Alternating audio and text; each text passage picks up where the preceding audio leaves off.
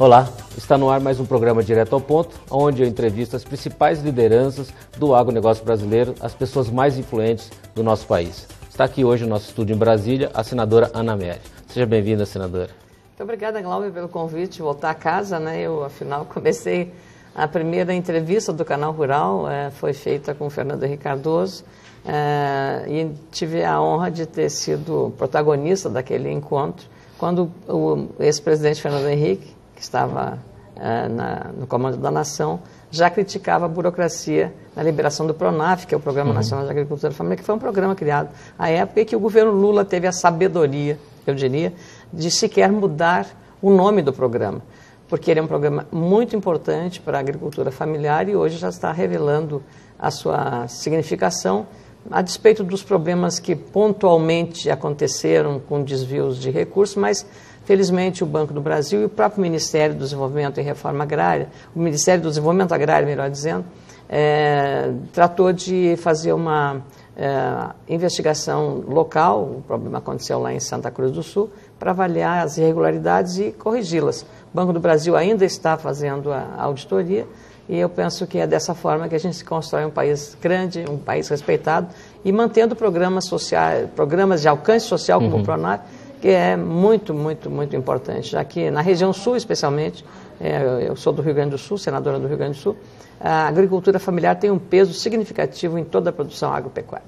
E eu vi que na sua proposta, em 2010, quando a senhora se propôs a ser candidata, né, ao Senado, a senhora falava da busca de tentar resgatar, porque a gente nota que o Rio Grande do Sul é um estado que era muito influente, sempre foi um estado muito importante e tem perdido a importância a cada ano, que é uma pena. Né, em virtude de problemas, né, de estruturais, de problemas de investimento, o que a senhora tem proposto no Senado para o Rio Grande do Sul, em particular, o agricultor? Nós temos que compatibilizar uma grave situação que é hoje até da União, que teve que mudar a meta de fiscal, de ajuste fiscal, porque não, gastou mais do que podia. A senhora votou a favor? Contra. Eu não votei exatamente para não dar quórum, para não votar. A nossa estratégia foi de obstruir a votação e não dei. Então, quem votou contra o projeto, mas votou, deu quórum e a matéria foi aprovada. Veja que contradição, né? Porque o sistema legislativo é assim. Mas nós fizemos uma obstrução e foi por um voto, né, que foi o presidente que teve que fazer o desempate como voto de Minerva. Mas eu queria salientar que o Rio Grande do Sul foi o estado onde as grandes iniciativas na área da produção agropecuária começaram. Você tem um estado com uma grande tecnologia, você tem agricultura de alta precisão, na região de Namitoque, por exemplo. Todo o embate da questão dos transgênicos começou no Rio Grande do Sul. Claro, não vou discutir a origem, porque se for a contrabando não é. O fato é que lá o embate da discussão sobre os produtos modificados geneticamente foi o mais duro e dali pressionou, eu acho que ali nasceu a pressão contra ou para regulamentar, acabou resultando na Lei Nacional da Biossegurança, que envolveu não só a questão da transgenia, mas envolveu também a questão de dos transplantes. E isso também foi objeto de muito debate e começou lá no Rio Grande do Sul. As questões ambientais, a questão de sustentabilidade, a questão de uma agricultura sustentável com plantio direto na palha, começou no Rio Grande do Sul, no Paraná, quer dizer, o sul do país, né? A questão da tecnologia de curvas de nível, essa agricultura de alta precisão em que uma máquina é programada para colocar mais ou menos adubo conforme o terreno onde está sendo plantada aquela semente, né? Seja soja, milho, arroz ou qualquer semente. Então, essa agricultura de alta precisão te dá essa capacidade de você aumentar a produtividade sem aumentar a área plantada, graças exatamente a essa grande tecnologia que os agricultores estão usando em todos os sentidos. E com a sustentabilidade, preservando o Código Florestal, que foi outro embate grande que tivemos. O Rio Grande do Sul também, junto com Mato Grosso do Sul e outras regiões também entraram, a Amazônia entrou na discussão, mas sempre, digamos assim, uma agricultura preservacionista e de sustentabilidade. Foi sempre a defesa dos nossos agricultores. Eles sabem, né?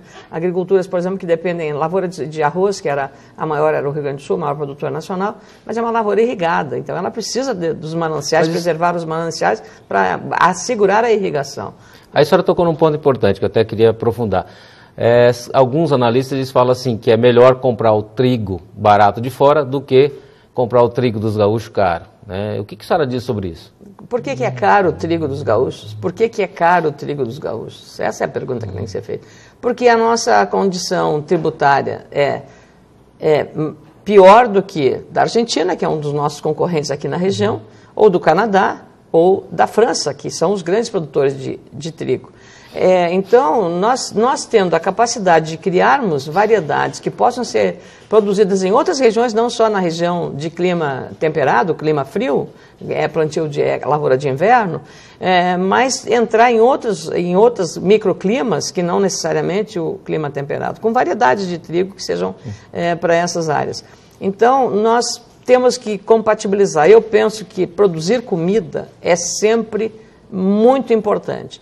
Talvez por comodismo, a indústria moageira ache muito mais fácil comprar um trigo, talvez até de melhor qualidade, porque o nosso é sujeito a intempérie, a excesso de chuvas, umidade, então a qualidade final do trigo. Agora tivemos uma queda substancial de 20% a 25% da colheita do trigo e também com impacto sobre a qualidade. Evidente, vai cair o preço e esse embate entre a indústria e o moinho e o produtor rural. Então, o único ser na economia brasileira hoje que não define o preço do seu produto é o produtor rural. Ele não diz quanto é que vai ser o preço do saco do arroz que ele produz, o saco do milho, o saco da soja. Mas, em compensação, quem diz e determina o preço da máquina agrícola é a indústria, quem determina o preço do carro é a indústria, quem determina do fertilizante é a indústria, quem determina o preço de todos os outros produtos, todos os outros insumos é a indústria, ou que fabrica a geladeira, ou o frio, claro, ou o freezer, é tudo a indústria. Mas a senhora acha que é possível? É preciso você ter uma compatibilidade. Agora, nos Estados Unidos, tivemos lá um encontro, o governo americano, que tem uma proteção ao seu agricultor, por quê? Porque socialmente é importante que ele fique na região onde ele está, na sua terra, não faça o êxodo rural. E isso é importante. A própria sociedade americana entende isso. Então, o que acontece? Mas no Brasil, você acha que pode mudar isso? Precisa estimular a agricultura. Precisa pegar as famílias, especialmente na área da agricultura familiar, para que esse jovem que está ali no campo, que está desassistido, que não tem remuneração, que não tem renda, porque a família acaba, de certa forma, não dando nem mesada para esse jovem, o que ele quer? Ele quer sair dali, ele quer ir para um lugar em que ele tenha celular, em que ele tenha internet, que ele tenha alguns acessos a que a juventude tem hoje no Brasil. E hoje você tem lugares que você não tem energia elétrica ainda, e em pleno século XXI, em lugares próximos de Porto Alegre, Glauber. Agora, como é que pode um governo, por exemplo, que nós estamos aí com 12 anos já do mandato de um governo PT, que como se fez em cima de assentamentos da agricultura familiar, e a gente vê, em particular, o assentamento está falido no Brasil. Né? Não, você não pode imaginar que uma pessoa que saia da área rural, da área urbana, que era um operário da construção civil e que não tenha nenhuma intimidade com a produção agrícola, seja ela de alface, seja ela de hortigranjeiros, que eu vou dizer que é mais próximo dali, mais fácil de fazer, e muito menos uma agricultura mecanizada. Então, não dá para você fazer isso. Você teria que formar essa pessoa para que ela possa saber um componente que ela tem que botar químico ou orgânico para fazer uma adubação adequada para a sua horta. Ou seja, teve uma indústria do assentamento. Quer dizer, você criou o mecanismo de... Eu digo assim, seria muito mais útil para essas pessoas que dessem uma bolsa família para elas e com a formação profissional nas áreas que elas têm habilidades. Não adianta você forçar, querer que eu vá ser, digamos, uma amazona, né, disputar aí um campeonato de hípica se eu não sei montar cavalo.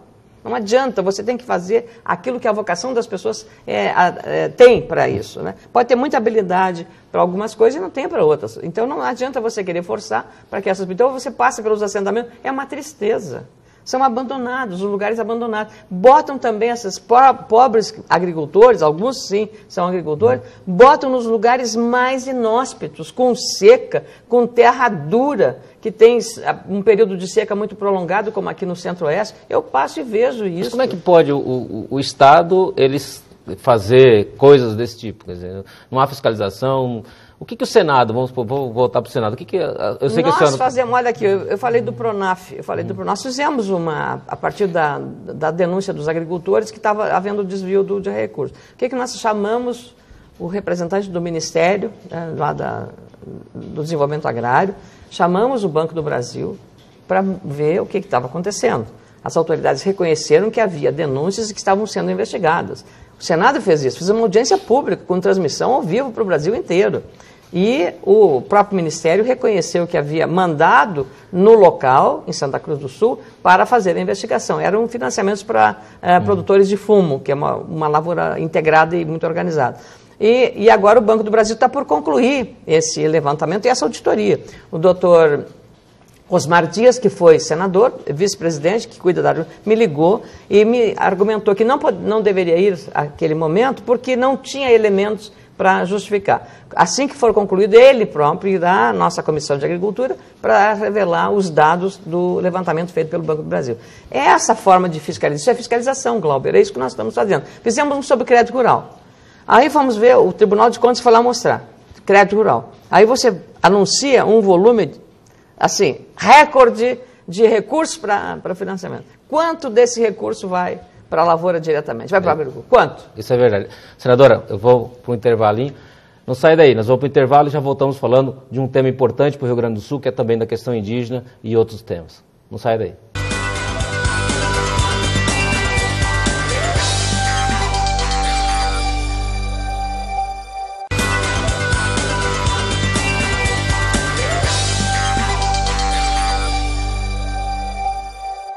Olá, estamos de volta ao Direto ao Ponto, onde eu entrevisto hoje a senadora Ana Amélia. Senadora, eu quero ir para um tema importante, a senhora quando... Eu só estava falando, Glauber, só concluir, porque Sim. A gente terminou o bloco, eu estava falando sobre o crédito rural.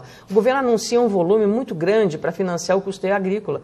E aí, quando chega no final do ano, você vai ver quanto daquele total foi anunciado, que 40% ou 50%. E por que acontece isso? Porque o governo contingencia, ou seja, ele não deixa aplicar aquilo por dificuldades financeiras do próprio governo. Quer dizer, uma coisa que se anuncia e uma coisa que se prega na prática. Se prega na prática. A outra é a questão de gestão também do próprio recurso. Então, são problemas que estão interligados, mas eu precisava dar esse esclarecimento. Claro, com certeza.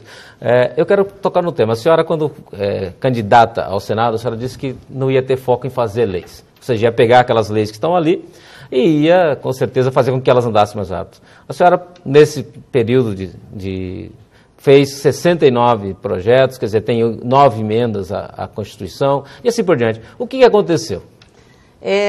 Aconteceu que nós temos muitas leis, mas temos muitos vazios de leis. Na área do agronegócio, por exemplo, hoje há uma insegurança jurídica na relação entre os integrados e os integradores. Em cadeias produtivas importantíssimas como agricultura, avicultura, suinocultura, laticínios, leite, tabaco e assim por diante. Então, eu fui autora de um marco regulatório para criar uma legislação que proteja o pequeno, que é o colono que fornece para a agroindústria, e também para a agroindústria, mas uma lei equilibrada, que não penda nem para um lado nem para o outro. Acho que lei boa é esta, é lei de equilíbrio. Essa lei já foi aprovada no Senado e está na Câmara dos Deputados para ser apreciada pelo plenário do Senado, da Câmara dos Deputados. É uma lei importantíssima. Porque mas tem andado, por exemplo, que eu vejo que a reclamação que a senhora tinha como jornalista, foi e conhecedora... Mas o processo legislativo num sistema bicameral, que tem o Senado e tem a Câmara. Hoje nós tivemos um embate agora com uma matéria que eu coube a relatoria, por corretor de imóveis, e que vale corretor que vende fazendas também, Sim. Fazenda, área rural ou urbana. Até agora, durante 7 anos, essa matéria tramitou na Câmara dos Deputados. Eu recebi a relatoria disso. Ora, se forem 7 anos, se foi amplamente discutido, se havia entendimento sobre a matéria, por que eu iria, simplesmente por uma questão de vaidade, acrescentar, mudar a lei para ela voltar para a Câmara e ficar mais 7 anos lá? Então, Glauber, o meu ponto de vista é quando eu posso simplificar, ter rapidez, eu fiz com essa lei que foi aprovada, que beneficia muito toda a relação com os corretores de imóveis, que não tinha regulamentação. Então, veja só, é impressionante o vazio legal que nós temos em várias áreas, inclusive essa. Claro. A senhora, o seu partido é da base do governo, certo? O partido, mas eu não. Isso. Eu sou a senhora não se considera uma... Eu sou senadora independente. Não tenho nenhum cargo no governo, em nenhuma área do governo federal. faço as emendas, apresento, o governo libera. Libera porque sabe que não há um tostão que vá desviado para outro. A responsabilidade é de quem recebe o recurso. E eu peço sempre que as comunidades onde vai o recurso, seja por uma pavimentação, para iluminação ou por uma patrulha agrícola, que as pessoas fiquem lá observando. Queria até agradecer o ministro Nery Geller, porque tem dado muita atenção também, especialmente nas patrulhas agrícolas que a gente tem feito através de emendas, para atender principalmente os menores municípios do nosso estado. Mas aí, nesse ponto, tem até uma reclamação, né, dos municípios. Tem municípios que estão reclamando que receberam uma máquina que é muito difícil de operação e tem municípios que receberam essas patrulhas e até hoje estão paradas lá. Então, quer dizer, por questão de treinamento, por questão de custo, quer dizer, se o governo liberou muitas patrulhas para municípios que não têm nem condições de operar isso. Não tem nem dinheiro para pagar o combustível, nem o dinheiro para pagar o combustível, né, Glauber? Quer dizer, o governo acaba fazendo a mesma coisa que faz com o assentamento, joga as pessoas na terra, joga a patrulha aqui, joga mas não discute. Não discute com quem vai receber aquele programa como é que ele pode operacionalizar. Talvez para um município desse seja melhor o governo dar um outro tipo de ajuda, de assistência do que aquele. Porque vai, como você disse, a máquina está lá parada. É falta de gestão, falta de visão. É falta de gestão. Né? Eu quero tocar num tema agora que... Especialmente quando você tem escassez de recursos, você tem que melhorar a qualidade do gasto. Melhorar a qualidade do gasto. Eu quero falar de um tema agora que é importante para o Rio Grande do Sul e a gente fala aos produtores, que é um tema que todo ano, sempre que se fala, e todo mundo que passa por aqui fala, vai se resolver e não se resolve, que é a questão indígena. Então, e está tendo, a senhora, eu sei que a senhora vai ser agora uma das vice-presidentes da Frente Parlamentar, né, e está se falando na PEC 215, e há uma controvérsia, tem principalmente alguns deputados do norte do Brasil, que são contra como está a PEC 215. Qual que é a sua visão com relação a essa questão indígena? O que não pode é você criar uma superproteção para um lado e uma desproteção para outro lado. Como eu disse, lei boa é lei de equilíbrio, é lei de centro, que compatibilize os interesses. Pois veja só, o Supremo Tribunal Federal ficou devendo, quando foi feita a decisão, a deliberação sobre a Raposa Serra do Sol, reserva indígena, que separou, seccionou o estado de Roraima, e até hoje você vê o resultado daquilo.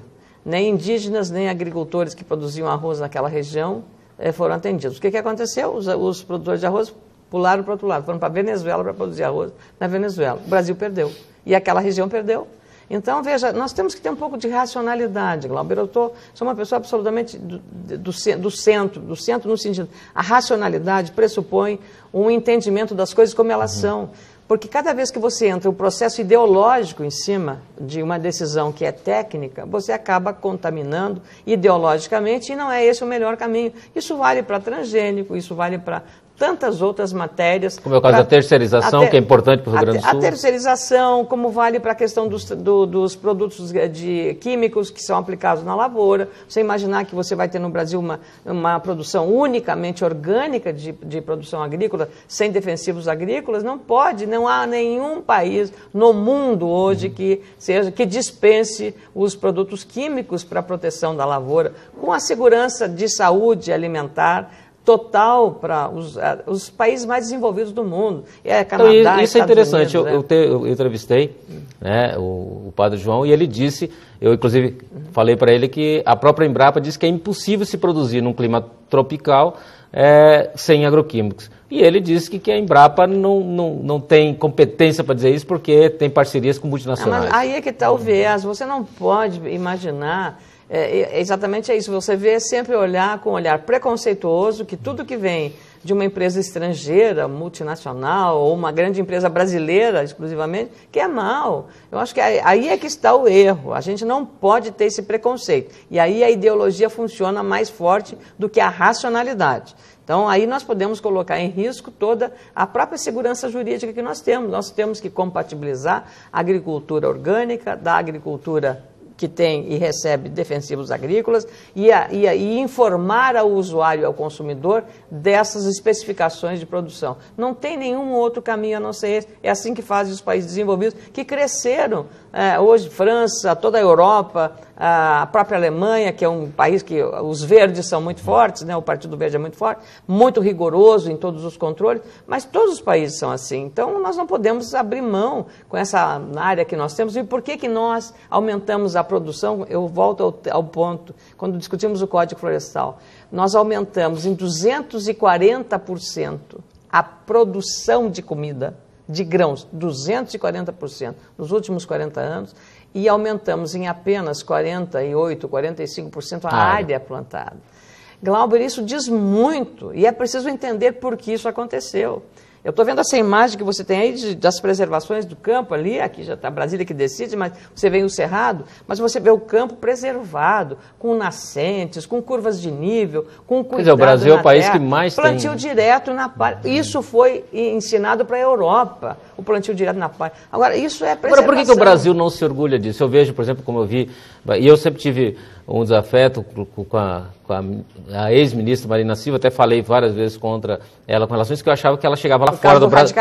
Ela chegava lá fora, em vez de falar que de tudo isso que a senhora tem falado, e ela até como senador, deveria falar ao contrário. Falar assim, nossa, o Brasil é o que mais preserva, e vocês deveriam fazer a mesma coisa. E por que o Brasil, tem muita gente que sai do Brasil para falar mal do Brasil fora? Aí é uma questão também não é correto, viu? Nenhum americano fala mal do seu país, nenhum francês fala mal do seu país. Não. Ele fala, pode falar, mas nós temos que ter uma visão desse orgulho brasileiro. Nós ficamos emocionados quando vemos o hino nacional, mas não é só para nos emocionar quando jogamos uma partida. Eu prefiro ficar... Por que perdemos de 7-1 para a Alemanha? Por que perdemos, tá?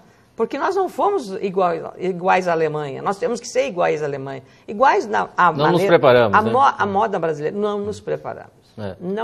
Não nos profissionalizamos ao nível que o Brasil precisa disso, em todas as áreas. Não é só na área econômica, não é só na agricultura, é também na área de relações exteriores, na área de tecnologia, em todos os setores. Na área tributária, você vê, eu tive agora, fui convidada para assistir a inauguração de uma unidade da BRF, a Brasil Foods, que é a Sadia, Perdigão e as empresas que se juntaram. E abriram uma fábrica moderníssima em Abu Dhabi, nos Emirados Árabes, para a partir dali, fornecer para outros países, com carne que sai do Brasil, desossada, carne bovina e de frango, desossada. Ou seja, tem valor agregado. Não é o animal vivo que vai para lá, é valor agregado. Desossada, você tem que fazer um processamento industrial prévio, vai para lá congelada, chega lá, ele faz o processamento e vende. É uma questão de racionalidade na produção, escala de produção. E eu estava vendo, só que nós temos uma bitributação. Então, nós estamos criando dificuldades até para esse setor que se dinamizou muito e é muito moderno. Todo o setor da produção. É interessante, a senhora colocou isso no Rio Grande do Sul também, que o problema dessa tributação absurda e nós estamos perdendo espaço para chinês, para um monte de gente. Para todos. E aí, o que acontece? Veja só, quando os técnicos do governo dos Emirados Árabes quiseram conversar com os técnicos da Receita Federal Brasileira, os nossos diplomatas fizeram meio de campo, que é o que tem que fazer, né? Claro. Fizeram meio de campo. O que aconteceu? A Receita Federal não quer conversar com ele. Não quer conversar, Glauber. Então, nós temos corporações que nós temos que respeitar, mas não pode ser dessa forma. Conversar é a mesma coisa com os Estados Unidos. Nós temos pendências comerciais muito grandes na área da tributação, a chamada bitributação. Então, tem que conversar para encontrar um caminho, um meio termo. Isso é da vida, é da vida, é da atividade. Eu acho que o governo, nesse ponto internacional, vamos supor, dessas negociações internacionais, o governo ele peca muito. Eu acho que podia ser mais, digamos assim, ter maior, eu não diria agressividade, mas mais competência e um preparo muito grande para ter as compensações. Não, mas se nós fizermos isso, vamos perder. Mas vamos pegar uma compensação num outro campo. Claro. Não é? Pega num outro campo. Troca, né? Uma troca. Né? Se o governo fez tomar lá da cá com as emendas parlamentares para votar a mudança do ajuste fiscal, por que não faz no comércio? Amigos, negócios à parte, certeza. Né, Glauber? Senadora, eu agradeço a sua presença aqui. Muito obrigado pela sua entrevista. Obrigado. Eu é que agradeço a oportunidade de voltar a casa. Tá certo. Tá certo. Concluímos mais um Direto ao Ponto. É aqui no Canal Rural. Acompanhe no site. Você pode rever todas as entrevistas. E todo domingo, sem dúvida, você vai ter uma pessoa especial aqui sendo entrevistada. É aqui, no Canal Rural.